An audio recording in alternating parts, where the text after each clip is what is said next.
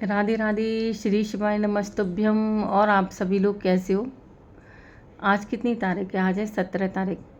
और 13, 14, 15, 16, 17 और जेठ का महीना देखो शुरू हो गया है ना, मई में। क्योंकि जेठ का महीना शुरू हो चुका है। तो अब देखो जेठ का महीना बहुत मंगलवार से शुरू हुआ था। 13 मई से मंगलवार को शुरू हुआ था। और अब की बार वैसे तो देखो 4 मंगलवार, जैसे कभी 4 मंगलवार भी पड़ते हैं, किसी मंथ में 5 भी पड़ जाते हैं, लेकिन अब क्या, जो जेठ का महीना मंगलवार से शुरू हुआ तो 5 मंगल पड़ेंगे।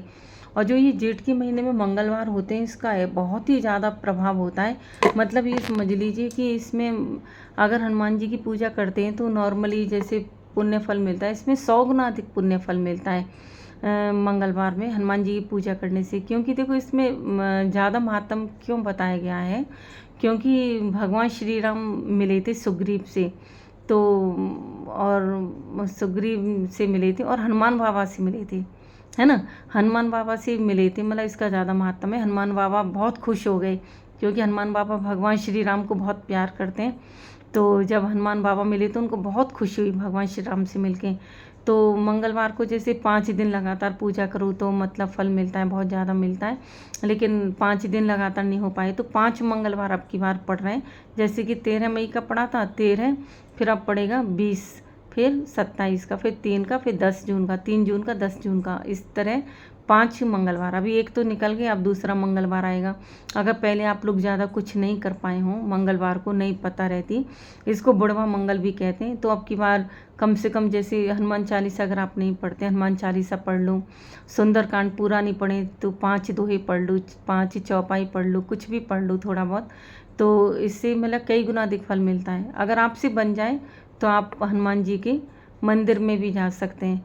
हनुमान जी के मंदिर में जाके मोतीचूर के लड्डू चढ़ा सकते हैं, बूंदी को बोलते हैं मोतीचूर। तो इसके हनुमान जी पे आप भोग भी लगा सकते हैं। हनुमान जी को तुलसी दल की माला भी पहना सकते हैं, पीपल के पत्ते की माला पहना सकते हैं हनुमान बाबा को, है ना।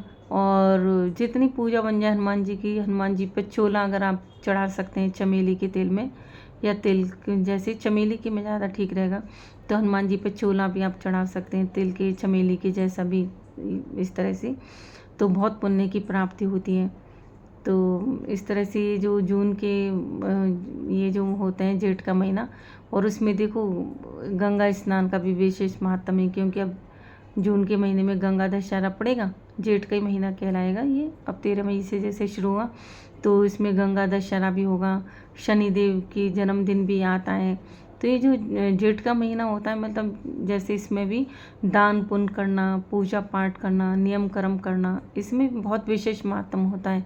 जैसे हम लोगों को लगता है कि वैसाख का महीना तो चला गया, कि वैसाख में ज़्यादा जल का रहता है या दान पुण्य का रहता है, तो जेठ का महीने के जैसे सभी को अधिकतर जानकारी नहीं होती है, लेकिन जितना बैसाख के महीने में रहता है दान पुण्य का, स्नान का, उससे भी कहीं ज़्यादा जेठ के महीने में रहता है दान पुण्य का भी और स्नान का भी। और भगवान श्री राम की भी भक्ति करनी चाहिए, क्योंकि देखो भगवान श्री राम की अगर हम भक्ति करेंगे तो हनुमान जी प्रसन्न होंगे, है ना।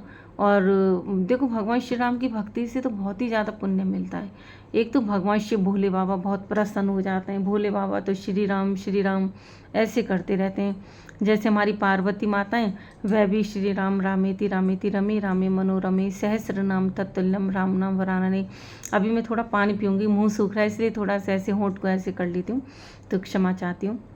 तो मैं कह रही थी, तो जैसे राम की भक्ति अगर करते हैं तो हनुमान बाबा भी प्रसन्न हो जाते हैं, भगवान भोले बाबा भी प्रसन्न हो जाते हैं।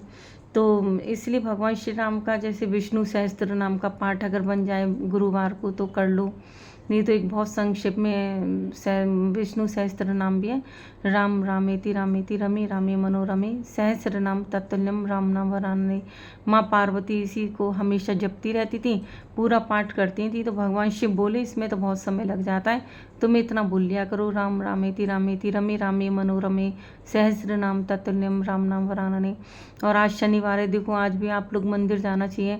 हमारे जितने भी सनातन धर्म के हिंदू बहन भाई हैं, सबको मंदिर जाना चाहिए। कम से कम डेली नहीं जा पाते हो, मंगल शनिवार को जाओ, आपस में सब हिंदू लोग एकत्रित हों और अच्छे से भगवान की चर्चाएं करनी चाहिए, एक दूसरे से मिलो। जितना अधिक हमारा सनातन धर्म मजबूत होना चाहिए, सब अपना, और कोई भी जात पात के चक्कर में नहीं पड़े कि कोई यादव है, कोई जाट है, कोई सिख, ईसाई। से ईसाई का तो मैं कुछ नहीं कह रही, थोड़ा अलग पड़ जाते हैं क्रिश्चियन लोग जो होते हैं, लेकिन जो पंजाबी लोग होते हैं वो अधिकतर हिंदू की तरह ही होते हैं। तो इस तरह से अपनी मतलब हिंदू बहन भाई की तरह ही होते हैं। तो मतलब इस तरह से सब लोग आपस में हंसें, बोलें, बातचीत करें, तो अपने जितना हो सके अपने सनातन धर्म को आगे बढ़ाएं।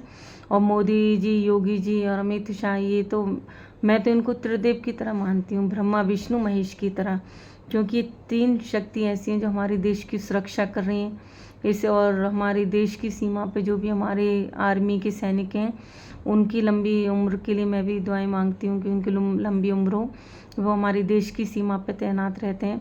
और मोदी जी, योगी जी और अमित शाह जी, इनको भी गॉड ब्लेस यू कहती हूँ, भगवान इनकी भी दीर्घायु करें, इनको स्वस्थ रखें।